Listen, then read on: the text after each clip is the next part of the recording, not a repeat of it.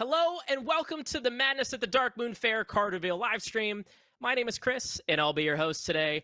I'm joined by two fine gentlemen, one in which you know as the Hearthstone Dad, Kripparian. Kripp, how we doing? Doing fantastic, Chris. Thank you very much. Hope you're doing well. Doing great, man. Doing great. Wish we were in the flesh, but you know, virtual works too. Great to have you back again. Folks, we're also joined by Hearthstone game designer John McIntyre. Johnny Mac, tell the folks at home how you doing. I am wonderful, Chris, because today we get to show off cards, which is the best part of any release, right? It's pretty great. Card reveal season without cards would be pretty bad. But folks, we got 38 brand new cards to unveil to you. 38. We know you're super excited to see them, and we're super stoked to unveil them to you. But before we do that, we're going to do a quick recap of things that we've announced over the last couple of weeks and just prep you for things that are coming in the next week. Now, let's start out with the obvious, Madness at the Darkmoon Faire. So, John and Kripp, if you could, for the folks at home, just detail some of the things that they can expect with the upcoming expansion. Yeah, so Madness at the Darkmoon Faire takes place at a magical carnival, and old gods are there, wreaking havoc and corrupting it. And corrupt is actually our new keyword. This is a keyword with cards with corrupt upgrade in hand after you play a card that costs more. You get to see the art transform. It's usually something from the fair suddenly becomes all twisted and evil and old gaudy. We also have the 4 old gods actually returning. They are 10 mana neutral legendaries, and they each drive a different deck archetype and play a little differently from class to class. But if you're nostalgic about the original old god effects, we have the artifacts of old gods. These are 4 spells, and they're all sort of throwbacks to the original old god design. So we have Jewel of N'Zoth, which is an 8 mana hunter spell, which says resurrect 3 friendly Death Rattle minions that died this game. So really excited for these mechanics and can't wait to show how they actually play today. Well, I can't wait to actually be the one playing them today. So we'll check out. We'll do a few games. And yeah, it's no secret. Whispers of the Old Gods was my all-time favorite expansion in Hearthstone. Just building up a whole deck to that huge payoff. Well, I guess I get to relive that whole experience again, and maybe even like twice now over with Duels mode. So there's even more to announce, isn't there, Chris? Oh, lots more to announce. And I got one word to describe all of that, and it's madness. At the Darkmoon Faire. Yes, you did it. Thank you, John. Appreciate you for entertaining that fun joke. That was a callback to the Hearthside chat with Dave and John, folks. So, yeah, there you go. Well, next up, we've got Hearthstone Duels. We're going to talk about some of the things coming your way for this brand new game mode. Now, if you're not aware of what Hearthstone Duels is the brand new game mode that we just announced. It is a collection-based mode that mixes dungeon run fun with head-to-head competition. So PvP dungeon run with your friends sounds pretty awesome, and it's pretty great. Now, with the infographic that we've got showing up on the screen now, we can detail the differences between early access and what's coming to you on November 17th. So let's run through it. So first off, November 17th is Duels Season 1. This is beta launch. So that's the biggest difference. But in early access right now, when you start off a run and you choose your class, you get 1 hero power and 1 treasure and a couple of sets to build your deck around. Now with Duels Season 1, aka beta launch, you'll have 2 hero powers, 3 treasures, and some new sets to choose from, along with Heroic Mode joining the fray. Now, Heroic Mode's very much like Arena to the extent where you pay gold or real money in order to start a heroic run, and based off of how well you do, you reap the rewards. So if you hit the 12-win cap, that's a lot of cool rewards. I like cool things, so do you. This is awesome. Now, one thing I do want to specify with the sets that are detailed below, November 12th, tomorrow, Whispers of the Old Gods is going to be joining Hearthstone Duels. So Madness at the Darkmoon Faire joins the fray on the 17th. Whispers of the Old Gods will be joining tomorrow, along with one other pretty big thing that you all have been asking for a long time, which is progression and achievements. That will be launching tomorrow, November 12th, with that Madness at the Darkmoon Faire patch. So there's a lot of really cool things coming your way. But again, Duels, super excited. We hope you all are as well. Lots of cool things coming for that. Now, one other thing I do want to cover before we get into those 38 gameplay reveals, these brand new cards for you. We've got our pre-launch party. Now, this is something we've never done before and something I know I'm personally super stoked about. The whole goal with the pre-launch party is this. It's to rally around you, our community, and bring you closer to theory crafting live streams and pre-release weekend than ever before. And it's your chance to win a slew of free goodies. We've got Twitch drops, which grant Madness at the Darkmoon Faire card packs. We've got mega bundle codes. We've got gifted subs to your favorite content creator channels. It's nutty. It's great. So it actually starts today. So right after this card reveal live stream, you can head to the Hearthstone subreddit, where there is going to be a deck list submission contest for theory crafting live streams. Works like this. You build your favorite deck, including at least 10 Madness at the Darkmoon Faire cards. You submit that to that thread, and you list out a couple of your favorite content creators you'd like to see play that deck. From there, you all as the community vote on the top 20 decks that you would like to see in these theory crafting live streams. And then the top 20 most upvoted winners not only get a mega bundle, but they also get to see their deck played live by their favorite content creators. Pretty cool, right? So that's starting today, that contest, right after the stream.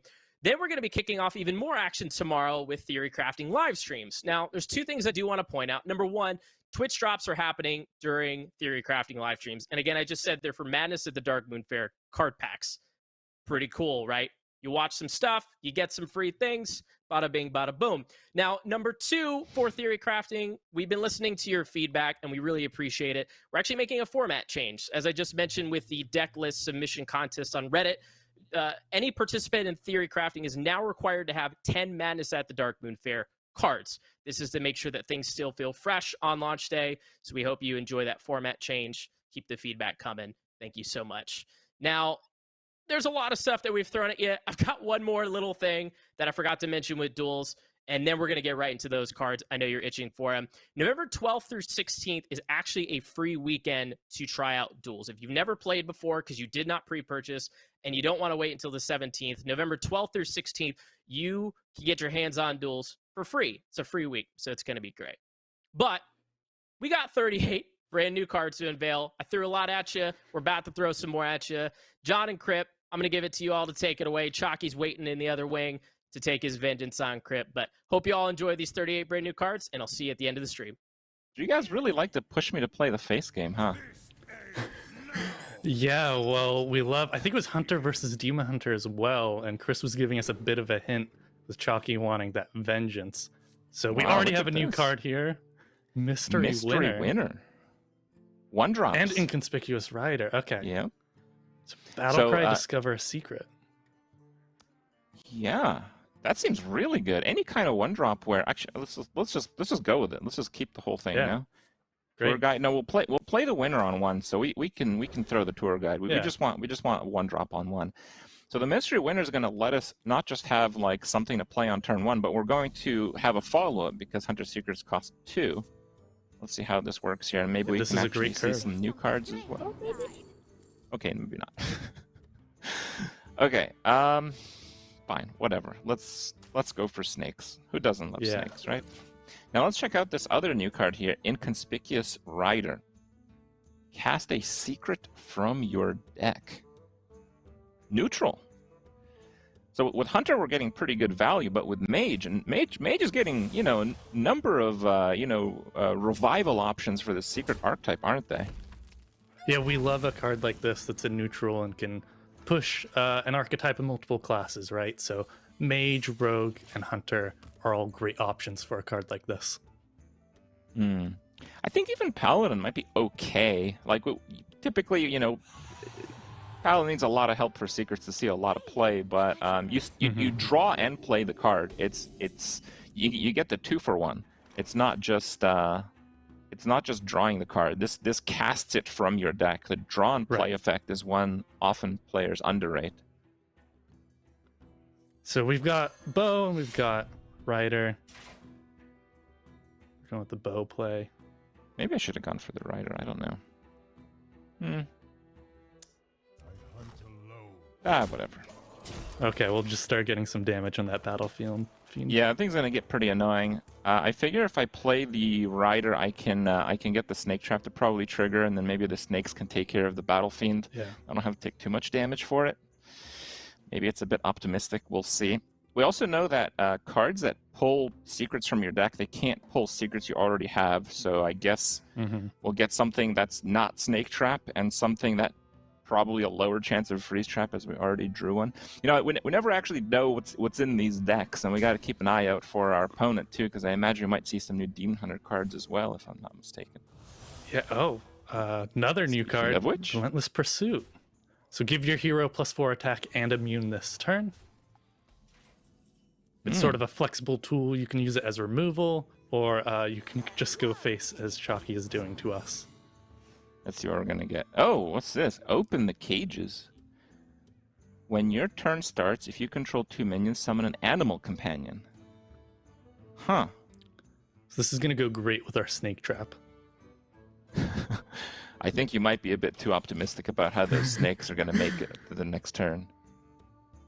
But we'll see. We'll see. All right. I like that, but that certainly favors playing like death rattly things, I imagine. Like usually if you're playing a more fast-paced or a face hunter deck, you're not going to often have too many cards on the board. Like your opponent's constantly clearing them.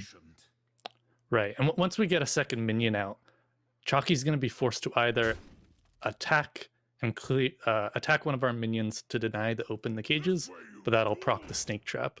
So this is probably just guaranteed, unless he does some AoE once we get a second minion on the board. Wow, that's a really strong card. 2 for a 2/3 is a good enough stat line to see play. We've seen over the years in Hearthstone. It's just good enough. It even has a small ability. And if you play an Outcast card, you gain +1/+1. Interesting stuff. Ooh. Oh, it's always Huffer, right? Is there actually a chance that... Is there actually a chance for the other animal companions? Or is this hard-coded to be Huffer in this situation? Well, it's always Huffer, so it's always hard-coded. No, it can be any of the animal companions, obviously. A old version of this, it actually triggered on your opponent's turn. One thing that we learned is you don't really care about having charge on your opponent's turn. So we changed the condition to go to your turn. Okay, I'm thinking that we still kind of play a bit of a control situation here, but I don't... So right, fine, we can play a secret. Oh, okay. If we play a secret, we can get two 3/3s out, which is great tempo. But oh, I was going to be much more greedy about that. Okay, we can go for something flashier. Do we Rider with the leftover minion? I like guaranteed minions here. Let's see what we're gonna get. We got another snake trap. Oh yeah, because we discovered the first one. That's also the beauty of that card, isn't it? You Yeah. I think I'm gonna let him have that, and I'm gonna see about perhaps freezing it the turn after. Okay. It is a threat that can grow, right? But we do have that freezing trap to deal with it eventually. Yeah, so what was it? Mystery Winner was that one drop that discovered a secret. In an old version, it just generated a random secret. But we find that secrets are always more interesting when you're making decisions, because there's more gameplay there where you're thinking like, what would your opponent have discovered in this situation? What's good in this situation? And there's always mind games there too. Whoa! Throw Glaive. How about that? Rip all the snakes and everything. Throw Glaive, yeah. Oh no. 5 thrown blades. Oh my. It's a 5-mana Consecrate. Yeah, it's a really flexible removal card, right? After this attacks and kills a minion, excess damage hits the enemy hero. Okay. Yeah, great if you're gonna like hand buff it. Maybe if we had pulled it with Scavenger's Ingenuity, but also just like a solid tempo piece. Yeah, I think I'm gonna hold back the weapon hit because I might want to clear something to set up a better freeze trap. I think next turn we're gonna do a big secret turn. I can do 2 secrets and the petting zoo for 3 3/3s. Oh. Yeah. What's our secret up again? So we have another snake trap here, and yeah, we're talking about that because once you start going north of 2 of this is I believe this card was revealed just a few days ago. So it copies the left and rightmost cards in your hand. It's really powerful, but if you're paying attention to what cards are being played, you kind of know what they are. So it's not like draw 2 because you don't know what your opponent has. It's like copy them, which it can be very good for synergy and combos, but Right, so It's a they bit more just played predictable. Zai, and then they played an outcasted I-Beam. So we actually know they have an I-Beam, Mm-hmm. which is kind of interesting. Now I can't play the snake trap because it hadn't triggered. Right. If we phase stalker, we can pull our other open the cages, their hero power. We still get pretty good petting zoo here. That's a 3-mana 9/9. You can't be too sad. I'm gonna go for the clear here. We got a snake, and then yeah, the open the cages now. Oh, I thought there may have been even more secrets in the deck. Now, okay, back to the throw glaive. You know, we have a different dynamic here. It's not just about what's going to work in constructed. People are going to be using these cards a lot in the duels format. Throw glaive is going to be crazy in duels. It's going to be unbelievable, right?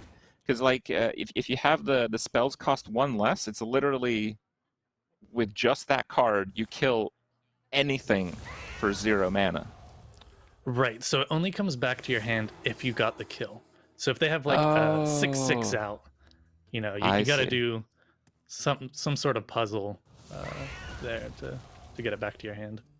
Your outcast cards cost 1 less. 3 for a 3/4 is pretty good stat line. And mana discounts are always something that people are trying to sneak into decks. Yeah, we see a little bit of an outcast package there, right? With Redeemed Pariah that grows whenever you play an outcast card, and this card that just makes it easier to cycle. And actually had a sweet combo with Zai, where you can copy some of those outcast cards just so that you have a full engine going. Okay, well, our health is approaching pretty low numbers here. I'm not particularly happy about that. Mm-hmm. I do want to get a little bit of value off of my freeze trap, but that is a bit tricky to do. Let's see if I can do this here. Right, and then maybe we phase Stalker, which will probably pull a freezing trap if we have one in our deck. Even if it doesn't. Or we just play ours. Well, okay, what I'm thinking is we might want to save ours, because I don't know what other secrets are in this deck. Oh, Pack Tactics. Okay, great. Okay, Now so we just now play we the can play the freezing freeze trap. trap. I think we go face here, right? Like we're on a time right now. We kind of need this game to end, because we're at 12 health right now. I think It's this is gonna the point end where we one can make way. a stand. Yeah. Okay, that's true. It's gonna end. It's gonna end. Yeah. All right. Now, I've mostly draw 2. If you played both, draw 2 more. Wow. Yeah, this is playing off, if you remember Stilt Stepper, that was that minion, which draws a card, and if you play it that turn, you get 4 attack. This is playing to this more. We're sort of like experimenting, you know, Demon Hunter's still relatively new. What are like Demon Hunter specific mechanics that we could find and sort of help find their identity or expand their identity? It's really interesting because, you know, like the most well-known card draw card in the whole game is what? It's Arcane Intellect, right? And this is just a better version of it. But it reminds you that, you know, the different like values for doing things in Hearthstone are not equal among the classes. You know, so Mage has a good amount of card draw, but Demon Hunter has a lot of card draw, right? So for them, it has to be a pretty good card draw card to compete. Yeah. And like classes have different strengths and weaknesses, so you're not going to find like a fireball in Demon Hunter. Okay, well, this is starting to look a bit better here. I think we want to just protect our Leok as much as possible. So we've got 16, 19 damage on board, so we have to clear. Fine, I'll do some damage on the Phase Stalker. And that, no more secrets, but... Right, and then maybe put the Leok into the 1/1? Because I think so. It maintains a lot of damage on board. That's true. They do still have the I-Beam.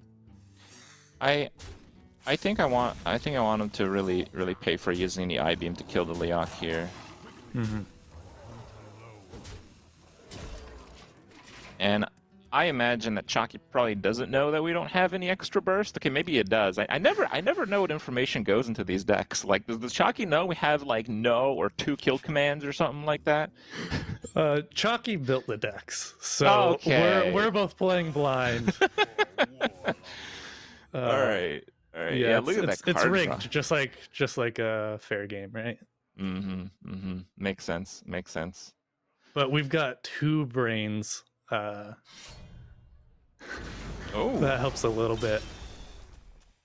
Oh, okay, cool. So this is our first outcast weapon for Demon Hunter. It just deals 1 to all enemies. Yeah, all enemies. It's 3 mana. Yeah. That's a really powerful card, especially for constructed. But what I wonder is, so if you've played duels against Demon Hunter, they really love that lifesteal weapon, and I think it shows up in the buckets a ton. Now, if this starts showing up in the weapon buckets for Demon Hunter, it might make it so not every single weapon played by Demon Hunter has lifesteal on it. Yeah, definitely. Oh, just refreshing. Oh, Knife Vendor. Deal 4 damage to both heroes. So we have a couple of vendor cards in neutral that do something to both players. So, well, as it turns out, we do get to kill a player on our turn. Just, you know. An honorable death. Maybe not exactly the one we expected to.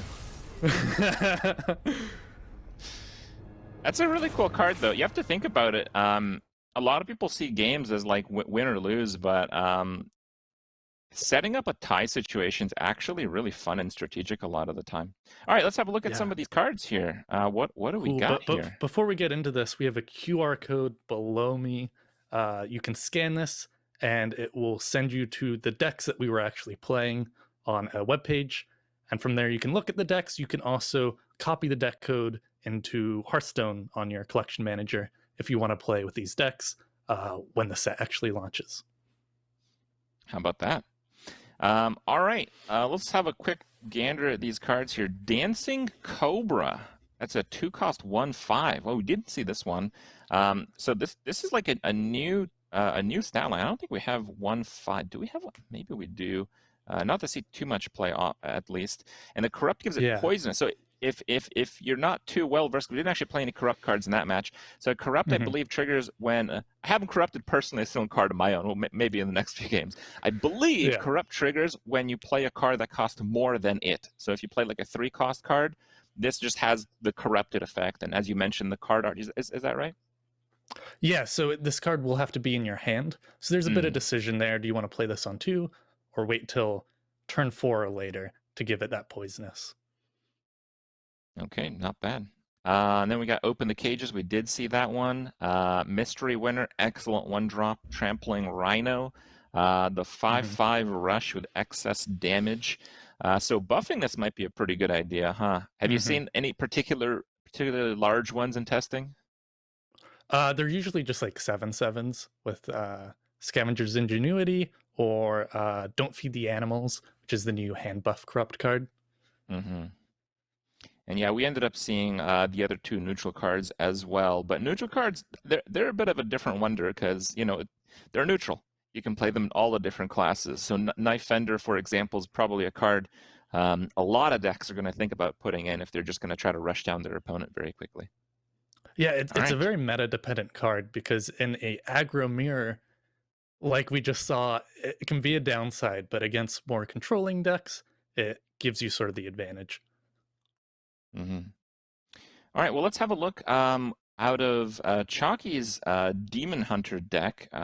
Did we miss any? Oh, there's Acrobatics. No, we got to see all of them. So Acrobatics, it's really hard to trigger. Chalky wasn't able to trigger. It kind of, if you're just throwing it in a normal tempo deck, it's almost like an Omega card where you need to have a lot of mana up in order to trigger it, or you build a whole deck around it, and there's these really cool archetypes where there are Wisps and Death Imps and Ferocious Reader and Glide, where you're just going through your deck and doing a bunch of small stuff, and that's played really fun. Yeah, and we also we have the QR code, and I don't think it looks like it updated, but it did update. It's hard to notice the change, but yeah.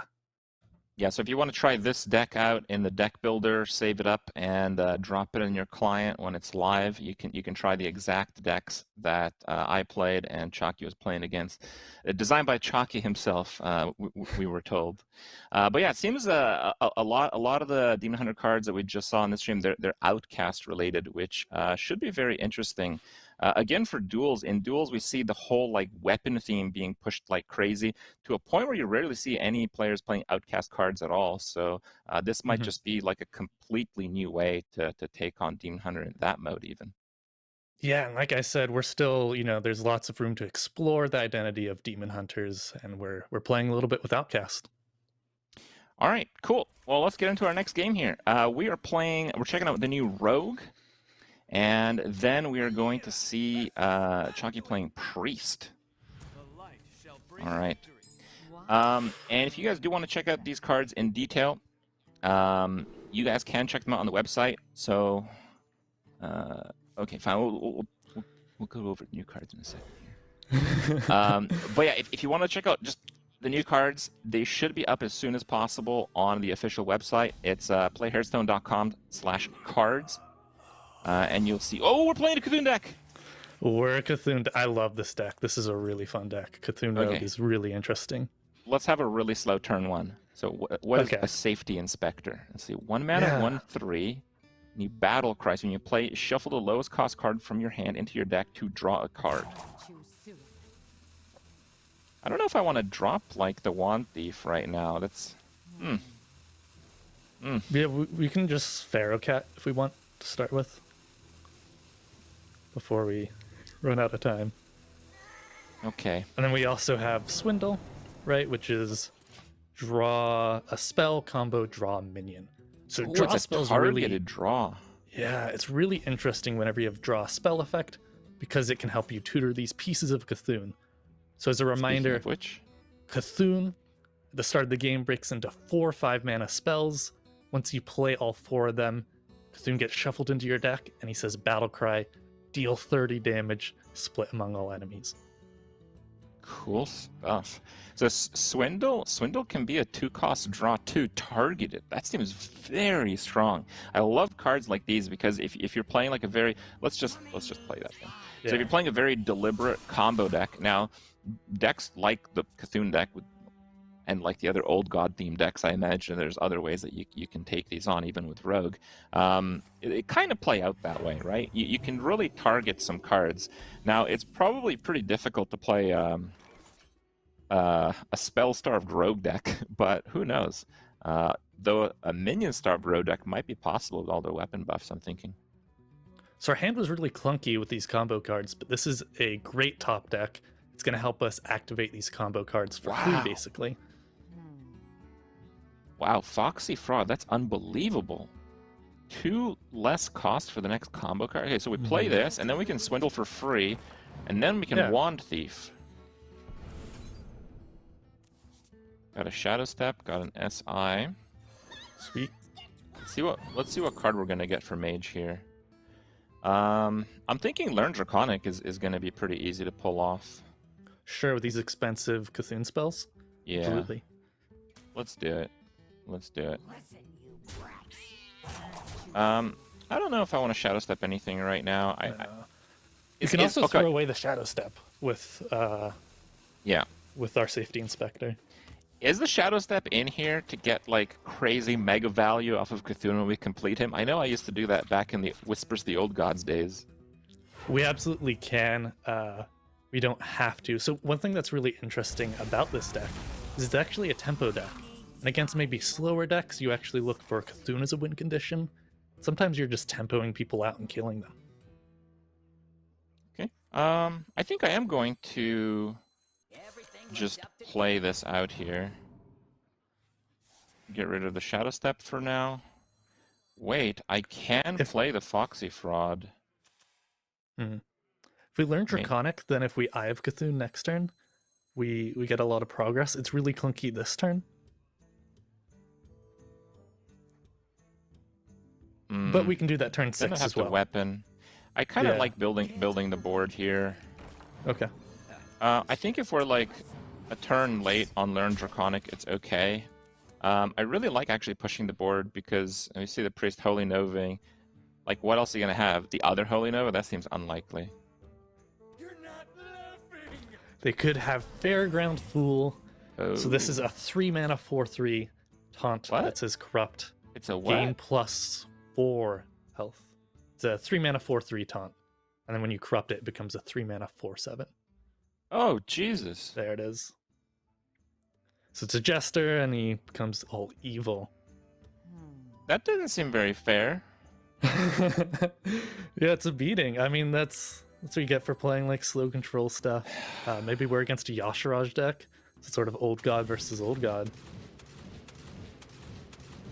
I love the slow missiles. Okay, so we'll do this last so we can buff something that's still on the board. Maybe we get that to 4 or not. Nice. I love the slow missiles. So good, so good. You get to savor each one of the little Cthulhu eyeballs. Mm-hmm. So this Heart of Cthulhu hits everything, even our cards. That's probably the least flexible one, given, as you mentioned, that we're playing a tempo deck. I didn't quite catch what he played there. Oh, what was that? So that was palm reading that was revealed a little bit before. This I is see. discover a spell, reduce the cost of all spells in your hand by 1. Which makes me think that they probably are a Yasharaj Corrupt deck. Cost reduction's really great with Corrupt because it makes it easier to corrupt the cards with Corrupt. If they're cheaper, you can play a card that is a little bit more expensive and it'll corrupt easier. So here I can get rid of the Learn Draconic if I want to draw another card. I feel like a 6/6 might be pretty useful though. Yeah, we don't have a good way of leveling up that Learn Draconic right now. Alright, fine. Oh, that Swindle's was a good great. payoff. Yeah. We just gotta draw it back maybe. Okay, Malevolent Strike.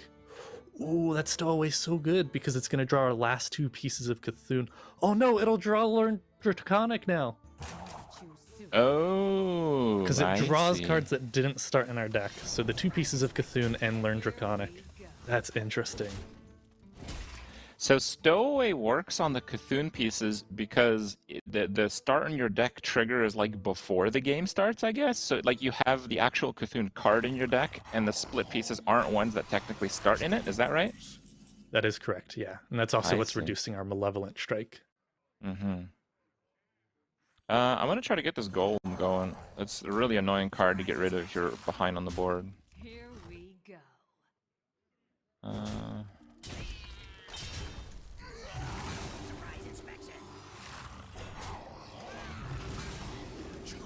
Let's hope that they don't have the Nameless one. It's a card that silences a minion and gains its abilities. Mm-hmm.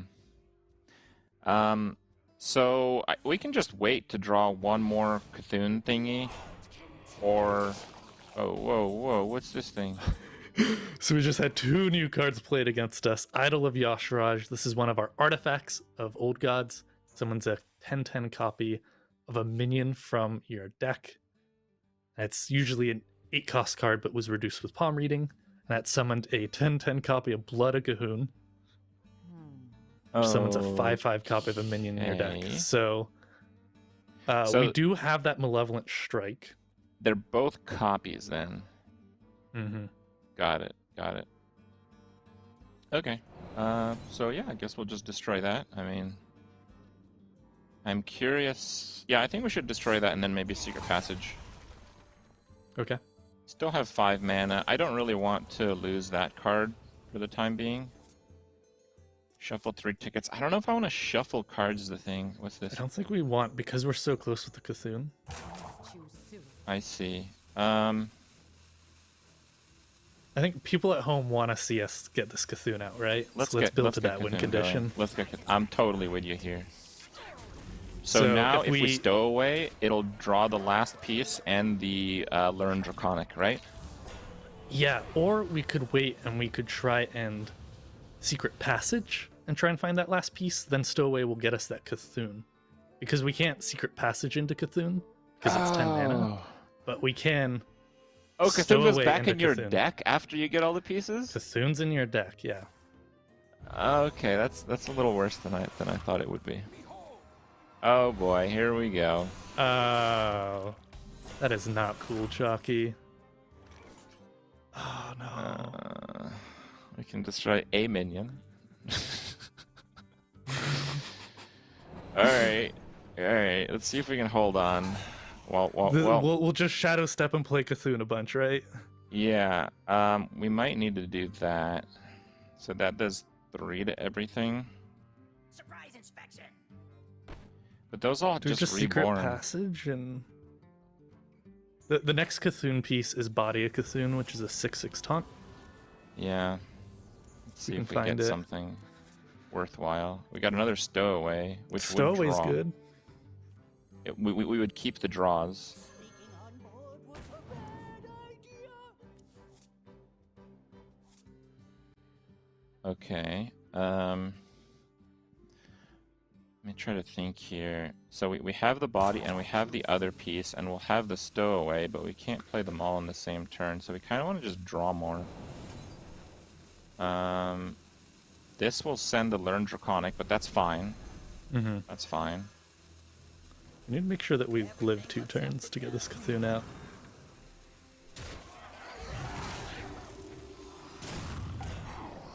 Okay. I know I roped there, but it was lag. Okay, I swear. It was! I don't even know if we want to throw our taunts into there anyway, because it's keeping us alive. Oh, that Whoa. was so gracious of him. Is Chalky just helping us live our dreams? I think he's BMing us. You think so? I don't know. He is pretty Okay. big brain. Maybe Well, he's just I in don't our heads care. now. I care not for this. I only care for the one true Cthulhu old god. Let's go. Okay, so we can stow away to get Cthulhu, and then we just have to not be dead to play him. Yeah. Good game plan. The way you play stowaway is really interesting. Like, when do you use it? Do you just throw it for those 5-mana spells or for the final piece of Cthulhu? How do you use Ticketmaster with this? Because if you Ticketmaster and shuffle those into your deck and stow away, like that's just really, really good tempo, even if it isn't helping you with the Cthulhu. Draw 2 cards. They cost health instead of mana. Oh, Gahun the Blood God. Wow.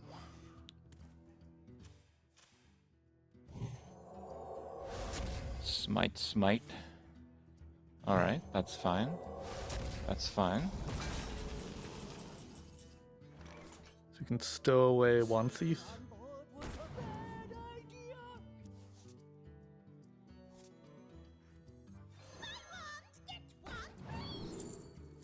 Oh, Polly's pretty good. 2 less. Yeah, I guess nothing's really gonna beat Polly, is it? Yeah, and we can. Oh, we can't prep that out. Okay. No, we can. Do we learn Draconic then, Polly?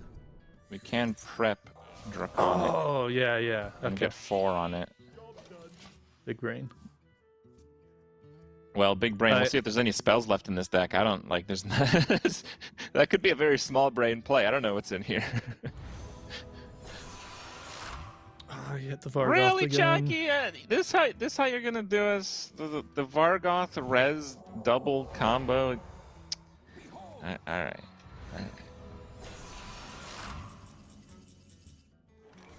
Grand Empress, that could maybe find us that Shadow Step. Or we just drop the Cthulhu and go out in style. What do you mean go out in style? We can win. Just because With- it's astronomical doesn't mean it doesn't happen. I thought you've designed this game. Oh, yeah. All 19 damage going to face. Don't kill any cartoots. Yeah. Okay, easy. Slam it. Should we? I don't know. Are we actually dead if we don't? I don't know. Actually, I have some evil lighting for our old gods, so give me a heads up. So many options. I feel like if I don't and die, it would make everyone so sad. But if I do Yeah. it and then lose, it's not that big a deal, right? Okay. Do you have your Yeah, I lighting think we have to ready? go for it. Are you Okay. ready? You got it. We're Can, evil can I now. can I do like a 3, 2, 1 count for your lighting? I did it. Soon. Oh. This is my evil lighting. This is as evil as it gets. Oh. Okay. My awakening brings a new age. Pray to your gods that your pleas may go unanswered. Never lucky, dude. Hmm.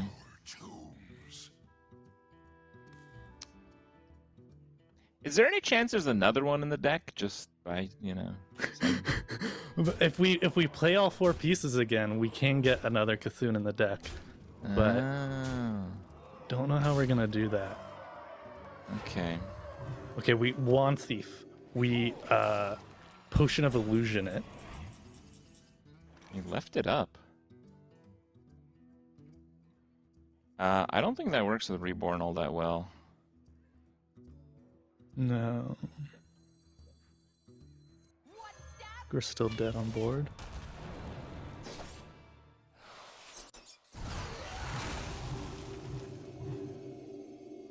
Wow, Flick, way to miss. What are those things? You had one job, Flick. But yeah, that's not quite enough, is it? Close, but not quite. All right, Chalky, you've bested us this time. We're 1-1. That's okay. We're 1-1. What? No, we're not. We oh my. Well, we killed ourselves, Hunter. I count that as a win. Okay. But by the official numbers, we're like 0-2, but I think we've won the hearts of the people. So really, we're 2-0, right? The real winning is the friends we make along the way. Exactly.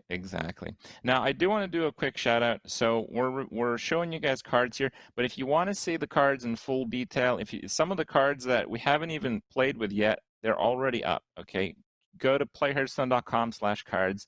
If you can't wait, that's where you go. Okay, but if you can wait, just one at a time. What do we got here? All right, Foxy Cool, Fraud. We did play that. Very Fraud, nice. Yeah. We did not play the Sweet Tooth, though. It's a 2-cost 3/2 Corrupt, gain 2 attack and stealth. It's a 5/2 stealth. Man, these Corrupt cards are really strong. What was kind of the idea behind these Corrupt cards? Was it just to kind of balance out mid-range decks a lot more? Because that was my favorite part about Whispers of the Old Gods. Just you could play almost any kind of mid-range back in those days. Yeah, whenever we think about a new keyword, we want something that drives you to play differently. So with Spellburst, we had something that says, hey, throw more spells in your deck. Most of them work really well with small spells. So Corrupt, yeah, it makes you build the deck very differently. You get a little bit greedier, right? Slows down the metagame a bit, which is just nice to see.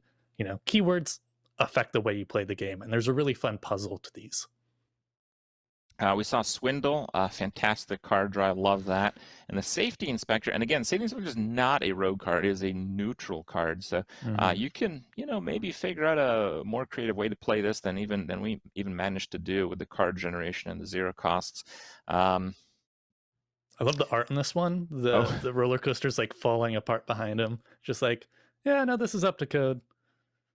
Well, in this universe anyway, code is, It's Goblin code. Up to interpretation. All right, so we played against Priest, I believe. Yes, Priest cards. Insight, draw a minion, corrupt, reduces cost by 2. We did not see this one. That seems pretty good. Again, it's a very targeted draw, and the cost reduction enables some crazy combos. I'm sure there's already someone feverishly typing up a Reddit post about what you can do to get rank 1 legend right now. But are there any specific ones that go into kind of the design? But is there a reason why it's 2 and not 1 or 3? Yeah, it kind of just makes itself free because you're spending 2 mana on the Insight. It works really well with the more expensive Corrupt cards. Like I was saying before, if they're cheaper, they're easier to corrupt. You can go really dreamy with Carnival Clown, Circus Clown, which is the 9 mana Corrupt card, and he fills the board with taunt minions. So that's a sweet sort of combo between those 2 cards. Yeah, and we actually got a huge showcase of the Corrupt mechanic in that match through the Fairground Fool. When you look at the card, you have this automatic reaction to stats. It's 3 mana 4/3. Oh no! But then it's the Corrupt, the 4 hill. It's a 3 mana 4/7 taunt. If you can corrupt it, that's unbelievable. That shut down all of our tempo in that last game. If you didn't have that card, there actually was a good chance Cthulhu would have killed him. I think we would have done a lot of repeat damage up until that point in the game. and Blood of Goon and Goon the Blood God. Am I pronouncing that right? Gahoon. Gahoon. I see. Yeah. They're, you know what, old gods, they're sort of creepy, mysterious figures, and they're so mysterious. It's hard to even pronounce their names. Yeah. Is there like a old god dictionary that like Blizzard just refers to, and it's like is there like a I standard? think it would probably contradict itself even. Like, well, when it's Blood of Gahoon, it's Blood of Goon, and when it's Gahoon, the Blood God, it's Gahoon. Yeah. Yeah, very strong stuff. It's very interesting to see Priest use a health as a resource, literally, with Gahoon the Blood God. Yeah, we have to see what that's like. And again, I think that's a card that's going to be fantastic in duels. Like you really have to think about it when you're playing duels. It's all about getting the high roll in those last few matches. And if you start with 40 health, you know, paying health for mana, that's a pretty sweet deal. You know, there's almost no drawback at this stage. Anyway, more gameplay. We're gonna head into a match where we're picking up Shaman. All right, let's see what's up with this one. Ooh. Okay, so we're against Warlock, and this is the new N'Zoth hero. A bunch of new cards. Battle Cry, draw a weapon. 2 for a 2/2, very nice. Revolve, transform all minions into random ones with the same cost. Oh, it's all minions. It's not just yours. I see. I'm So we had this is just Evolve. a lame evolve. Yeah, we had Evolve, which transformed your minions, Devolve, which transformed your opponent's minions. Now we have Revolve, which transforms all minions. That's fantastic. Is it like all these crazy new cards? Is like, man, I need more silence. I need more silence. This is what you've been wanting. We have Inara Storm Crash. On your turn, your hero has +2 attack and Wind Fury. Wow, it seems insane. We know the Tempest already. What do we do? Probably don't need Revolve this early. Yeah, Mulligan, Storm Crash, and Revolve. No, we're not Mulligan. That's a new legendary. Okay, that's fine. We're already down 0-2. The best we can do is end up 2-2. So really, we're no longer competing for the actual winning part. Okay, we're just competing for the hearts of the people watching. That's it. All right, what do we got? Storm Strike. Deal 3 damage to a minion and give your hero +3 attack this turn. Wow. Again, fantastic. So you want to contest that Flame Imp. Yeah, I think Cage Match would be a great card. All right, let's do it. Maybe we get a new weapon. Oh, look at that. What's this? Whack-a-Knoll Hammer. After your hero attacks, you have a random friendly minion +1/+1. So this is stuff on the board. It's pretty easy to trigger. You're playing Shaman, right? You have totems in the very worst case. Let's see here. So I think we Primordial Studies here. Yeah, let's see what we got. I mean, you just always pick that one. Yeah. Lady Vash, very nice. And Lady Vash, very nice. Okay. So right. Whack-a-Knoll is a mini game in World of Warcraft at the Darkmoon Faire. When we pitched the expansion to the various game directors of Hearthstone, we had a slide that was like example card names. And I remember Whack-a-Knoll Hammer being on there. It's like, hey, this is the sort of weapon we would make. We didn't have actually a design tied to it. It was just, here are the sorts of ideas that we would see at the Darkmoon Faire. All right. This sets up a pretty weird situation. I don't really know what to play. I guess we'll do Lady Vash and the Custodian. Yeah, so why don't we Custodian first? So we don't get yelled at by chat. Oh.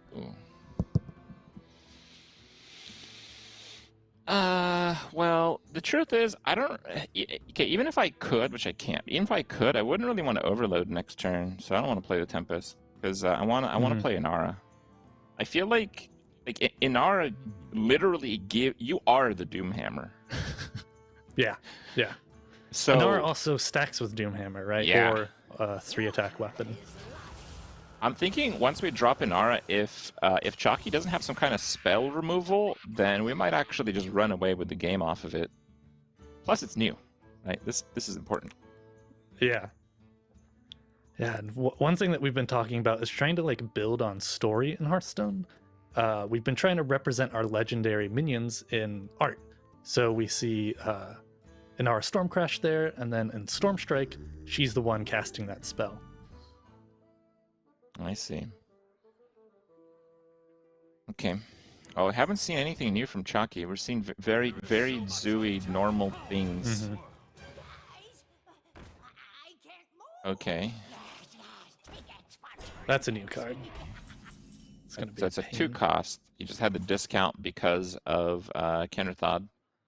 It's normally a 2 cost 1/5 Taunted Demon. That seems pretty good. Pretty good. Yeah. Okay.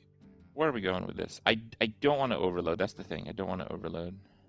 So we can Stormstrike the 5/3 to deal 4 damage to it, and then swing with our face and Vaj on the 1/5, or the I guess we use the Custodian. No, this does the trick just fine.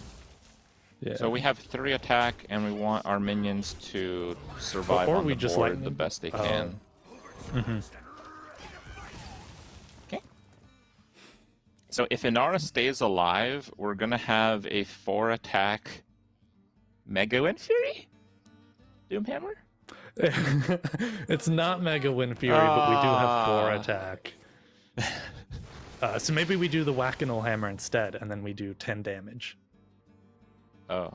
And we get both Oh. +1/+1 procs immediately. Yeah, maybe we do that. Okay. That sounds like a better maybe situation than my maybe situation. Alright, what kind of demons is Chalky buffing? Is there like a new card that's just gonna blow us away here that I don't know about? Okay, there's 2 cards left and he he's keeps playing- buffing cards in his hand. Yeah. He's playing Demon Zoo. There are some new demons that we're going to see. Maybe we can kill him before we see those. Okay, I think the best way to do this is just to eat the face damage. Again, to just have the most health and minions that we possibly can on the board. Yeah. So yeah, this will hit him for 10 with our 2, and then we have the lightning bolt with the spell damage. So like, Chalky better do something quick. Okay, otherwise this is gonna be a short one. I'm terrified. Oh, Ring Matron. Death Rattle summons imps. It's a demon. It's a 6 cost 6/4 taunt. It's a very aggressive card, huh? What do we get? Oh yeah, okay. Gyre Worm. If you play an elemental last turn, deal 3 damage. Is it lethal here? I mean, do we care? 4. Would a totem help? Sure. Let's see if a totem might help. We did not get spell damage. But we got nice taunt cards, and I believe So we I want to have attack 10. first. We Oh wanna yeah, attack we their want hero to attack 'cause of the first buffs. because Oh, it didn't make a buff a random difference. card. No, this is better because if you actually play badly and kill your opponent anyway, you win the hearts of the viewers. Right. You see? It's We're very getting back consistent. at him. We're getting back at him for when he Plague of Death his board and then killed us after. Yes. He was trying to win. He's trying to win the hearts of the viewers. Sorry. Mhm. Sorry. We're gonna have to Cool. one up that. All right. Shout out again if you guys are just tuning in. The QR code above me. This is one that you can scan and it'll take the decks or the specific Shaman deck. This one it'll refresh on the next deck and it'll put it in the Play Hearthstone deck builder so you can see what the deck is. You can import that into the game if you want to play it when Madness at Darkmoon Faire is out. All right, cards we did see all these except Pitmaster. It looks like. What is this? 3 for a 1/2. Yes. So Pitmaster's a great card with Revolve, right? You've got a really wide board to revolve, and it's also pretty interesting in Quest Shaman where you're doubling your battle cries. So you kind of corrupt him and then double that battle cry, and suddenly you're making 4 3/2s and a 1/2. Mm-hmm. Yeah, out of these cards, I think that the biggest standout for me is Revolve. I mean, it's hard to think that this card won't be played in like every Shaman deck from now on. But it's also, it doesn't seem like it's going to be like a card people are going to complain about or anything. It's just like a fair way to mellow out and silence things while not actually silencing them in true Hearthstone nature of randomness. Yeah, it's really interesting with like how it can play to your strategies and also how it interacts with the opponent. We got it in our opening hand and it just didn't fit right because we had a lot of burn that we ended up doing. But there's definitely situations for it. And I'll do a shout out to, again, the fellow Duels players. I think Cage Match Custodian is a card you're going to want to watch out for. You might hit some elemental synergy. You have the battle cry effect. And it's not just drawing a weapon. A lot of treasures in Duels just are weapons. And drawing treasures is like kind of how you win for the most part in Duels. All right, let's see. Out of the Warlock cards, I believe we only saw one new one. It was trying to do something, and we saw two of them. We saw the Ring Matron right at the end there. Pretty cool card, an aggressive taunt. There's not many of these that exist, huh? But yeah, pretty value.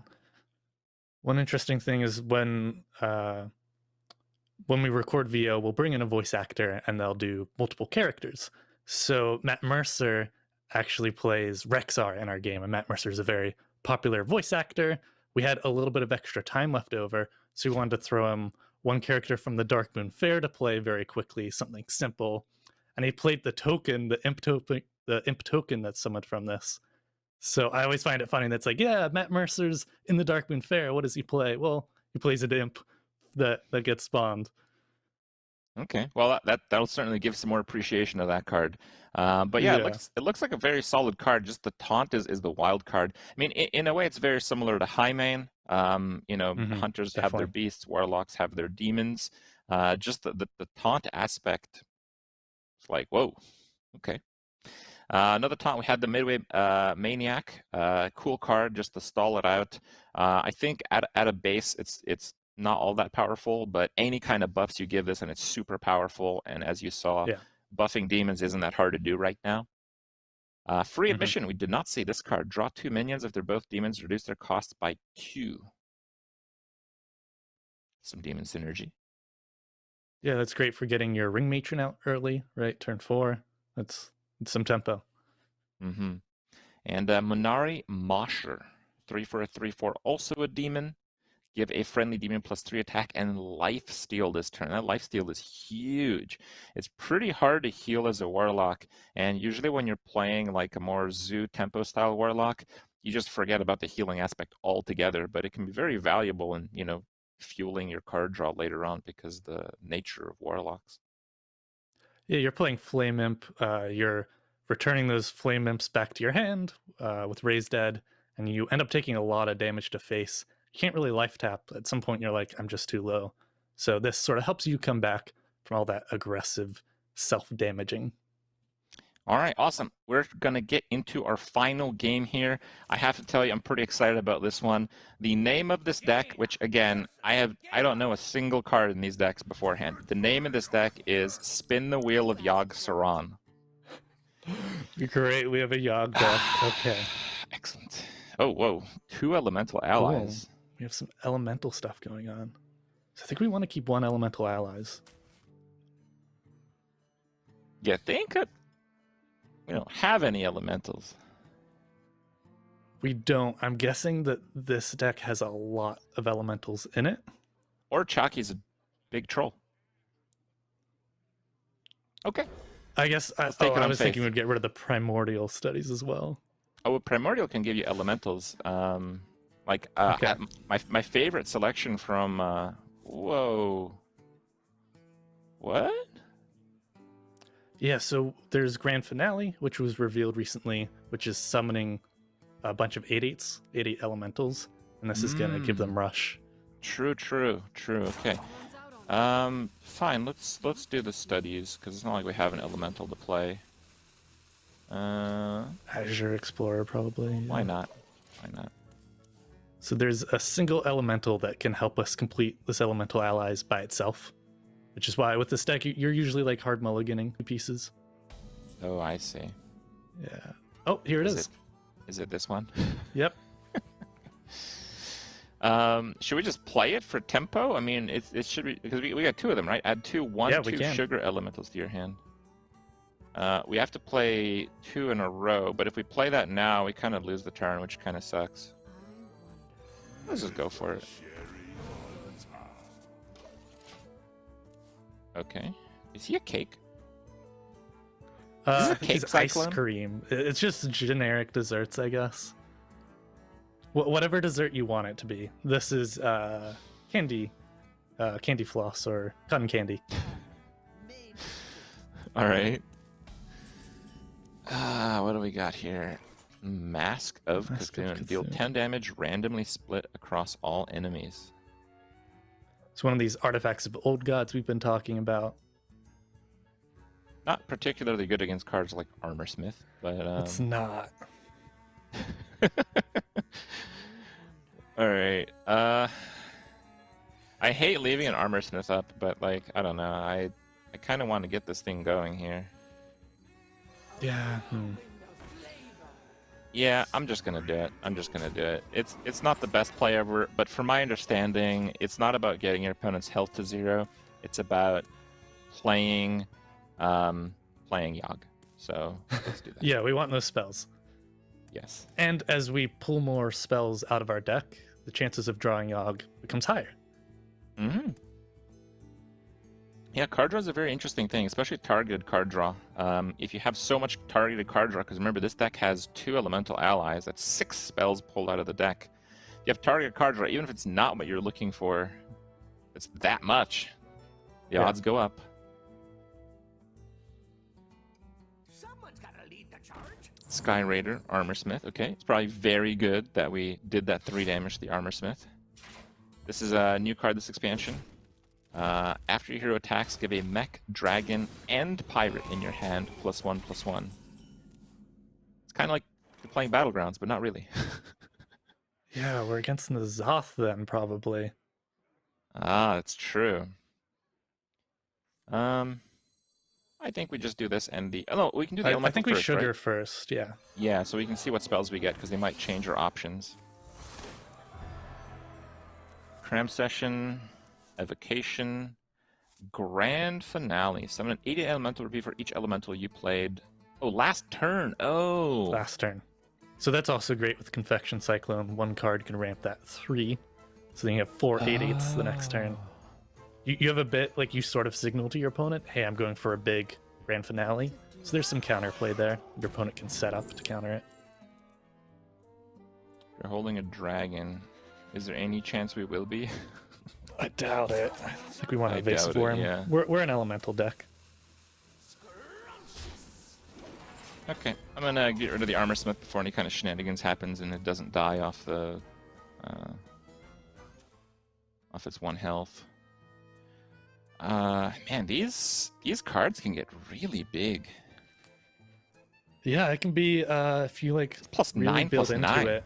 +9/+9. Oh boy. Ringmaster Watley.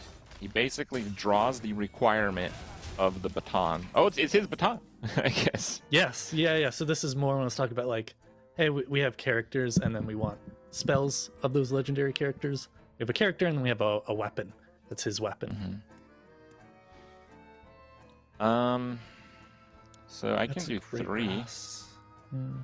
That's spell damage +2. It's hard to get more value than that, but we also can do the Cram Session. It's hard to get more value than that for the Yeah, Cram we don't Session. really I can have room actually for that. I guess if we do Ray of Frost.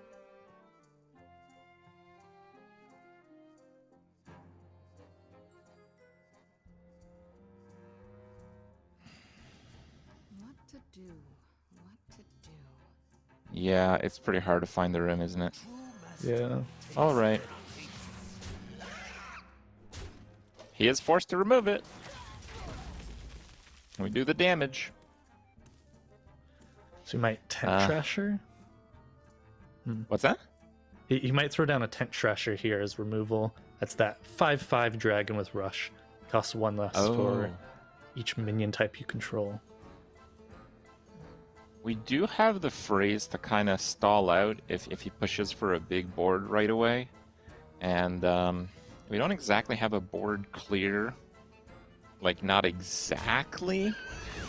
But when is spell generation mage an exact science? Yeah, we definitely want some elementals in hand for the grand finale, but we also need to play around Brawl. Ooh, 5 Minefield. damage split across all minions. That's for 2. Wow, that's very nice. Rush, add 2 1/1 rushes. That's the death rattle effect, so he gets more rushes. And the bumper cart itself is a mech. So that's It's a relevant mech, because yeah. it's got all those menagerie buffs coming off of the rest of the cards. But the riders aren't mechs. I think I'm gonna just draw here. So I can Okay. do spell damage, draw 3, which replenishes the hand pretty well. We play an There's elemental one last elemental. turn. There's This is 2 an elemental, right? elementals. Oh no, the big boy is an elemental. Okay. We actually don't have an elemental. Played this turn. Alright.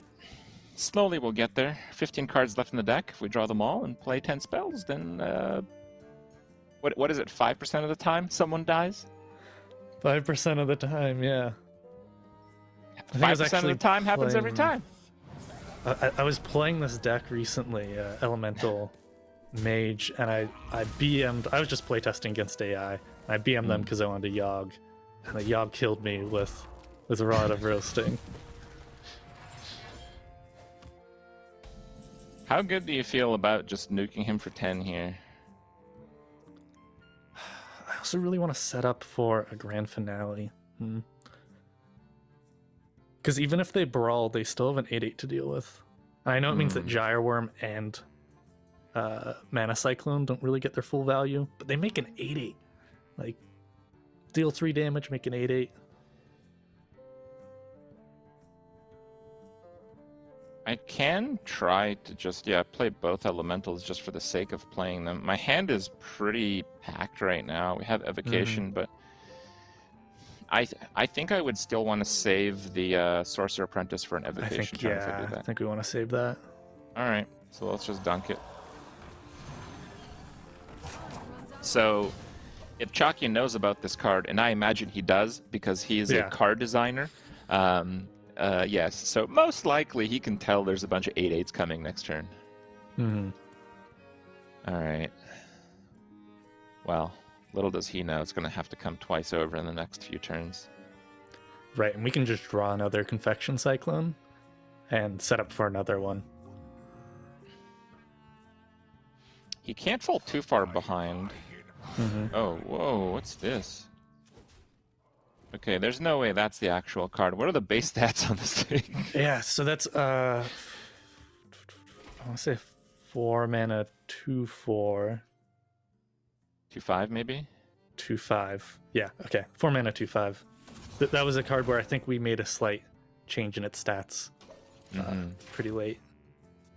We have a Mana Giant, which is an elemental, fortunately.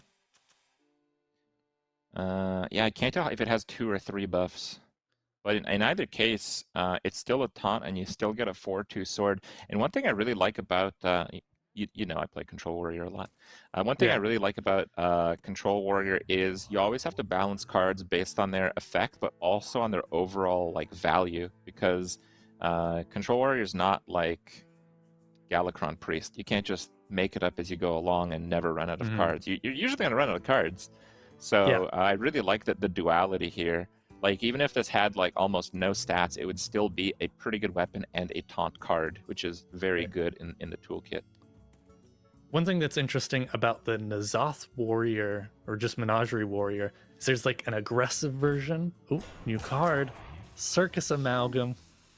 It's a 4 Coming mana, to a 4/5 battlegrounds near taunt. you, right? I think we're gonna still keep like Amalgam around the tier 6 because of the things you can do with it. We've learned Makes our sense. lesson. Makes sense. But Menagerie Warrior, it can be like pretty fast or it can be much slower. And the Pirate is a great option for maybe a slower Menagerie deck. Sword Eater. This is potentially a lot of damage. Sorcerer's Ray of Frost, Ray of Frost, Ray of Frost, Ray of Frost. Mask of Cthulhu? Maybe we start with the Mask of Cthulhu? No, I'm not playing Mask of Doom.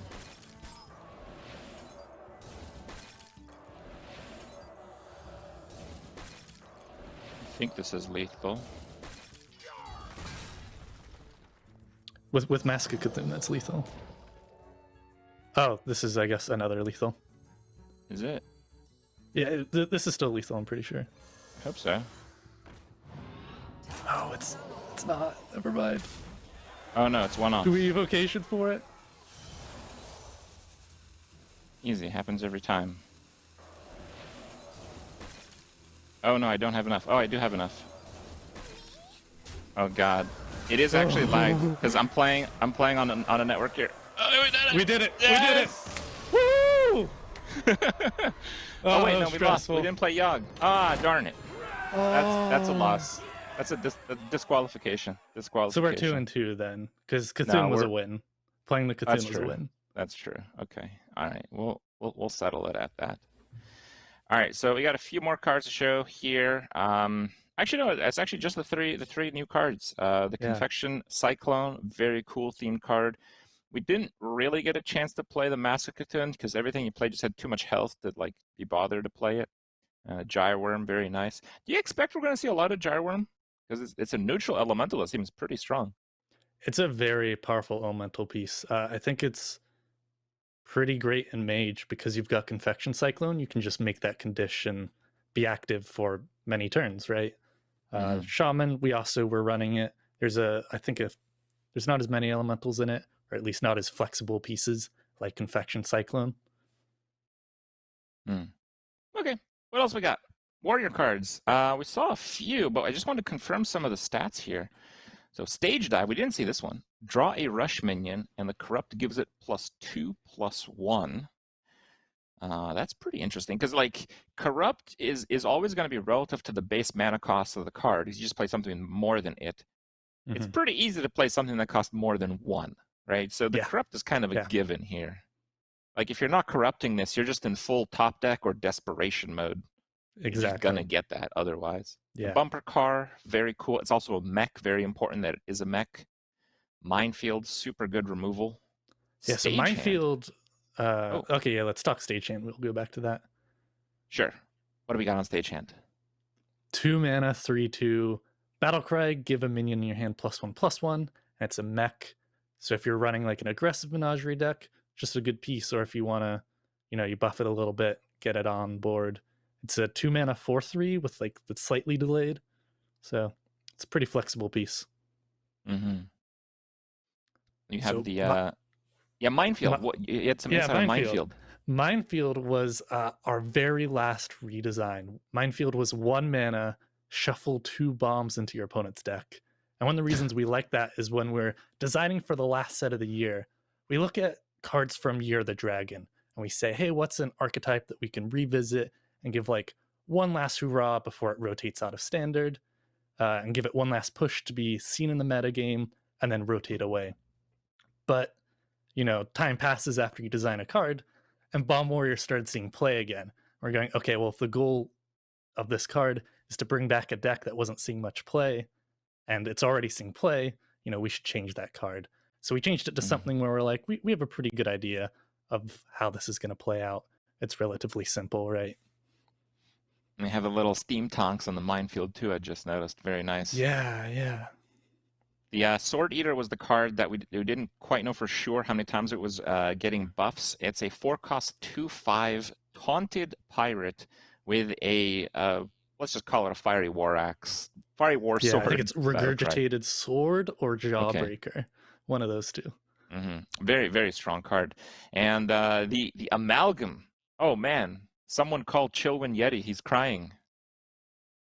Amalgam's huge for N'Zoth. I think it's going to be pretty core to a lot of N'Zoth decks. Now, do you think that if N'Zoth deck becomes maybe a bit too popular, our little crab boy might come in and settle the score once again? That would be awesome. Yeah, that'd be Not if great. you're playing N'Zoth decks. Whoa. I mean, any meta with the crab is good, I think. I'm glad the devs agree, guys, aren't you? All right. So here's what's up.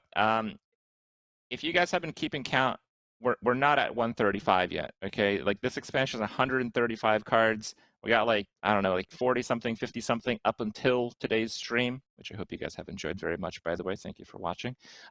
We showed off a lot of them, but not quite all of them. If you guys want to see a few more cards being revealed, it's going to be the last batch, the very last batch. You can get to deck building and all that. You can even do it on their website directly. You can check out the cards, playhearthstone.com/cards.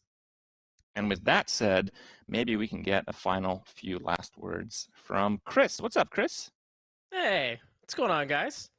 I gotta say, on the sidelines, I was praying to the old gods. I was like, please, can we spin the wheel of Yogg-Saron? We didn't get to. But we did get to Assemble Cthulhu, which was pretty rad. And I loved how Chalky did the Ultra BM with the Plague of Death on his own cards. And then just Archmage Vargot, like the mass reses were, I was like, okay, Chalky, we get it. You're going to let us play Cthulhu, and then you're going to punch us in the face. It's okay. So how did you guys feel? Kripp, how did you feel about this brand new expansion, the theme, the set, the keywords, all the new stuff?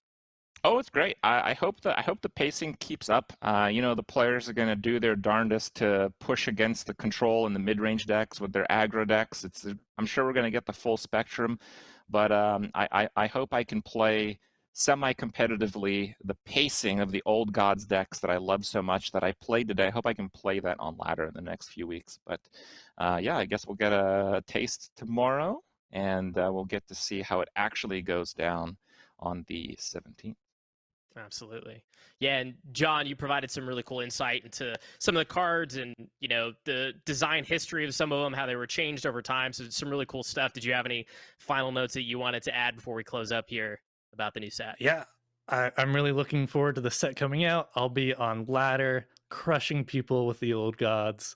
I also am really excited for that the deck theory crafting. I'll be submitting some of my own decks of Ragers and Ogres for maybe Kripp to play. I'm sure we're going to get a lot of meme submissions, okay? Like, you remember, it's the community that votes the decks that are being played. Your very well-curved aggro deck is not necessarily going to make it. This is quite true. Yeah. So just to recap a couple things we talked about at the beginning and some of the stuff that we're kind of joking about here at the end. But so starting today, literally right now, it should be getting posted any minute. We've got that Reddit theory crafting live stream deck list submission contest. That's a lot of words there. You submit the decks that you want to see your favorite content creators play. Top 20 most upvoted decks not only get a mega bundle, but get to see their deck played live by their favorite content creators on stream. It's going to be great. So definitely do that. And then tomorrow, again, that's Theory Crafting live streams. It's when you'll get to see those top 20 decks played. We'll have Twitch drops. The pre-launch party kicks off. We're going to have mega bundle codes coming at you from left and right throughout the weekend. It's going to be really good. Gifted subs on your favorite creator channels. Tomorrow, we've also got Whispers of the Old Gods joining the fray with duels. We've got progression and achievements launching. I mean, there's so much. And then obviously November 17th is, kind of a big deal. We got the Madness at the Darkmoon Faire expansion coming live at you. And then those duels changes that we talked about with Hero Powers treasures and sets and whatnot and heroic mode. So lots of really cool things coming at you. We hope you're just as excited as we are. Thank you so much, as always, for joining us for yet another Card Reveal live stream.